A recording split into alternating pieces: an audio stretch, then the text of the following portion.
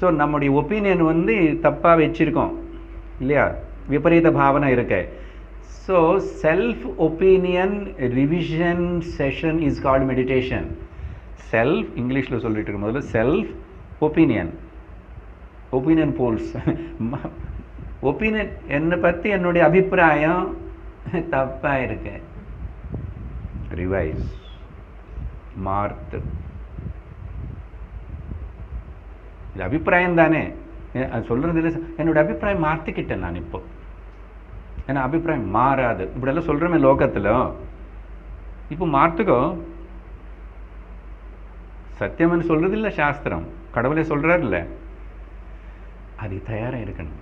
அதுக்கு தான் அலர்ட்லெஸ் living. So அந்த மாதிரி இந்த லோ ஒப்பீனியன் இதெல்லாம் எடுத்துகிட்டு அப்புறம் என்கொயரி பண்ணணும் உடனே. அப்படிப்பட்ட லோ ஒப்பீனியன் வந்தால் அங்கே சாந்தி பற்றி சொன்னோம், அதே மாதிரி எது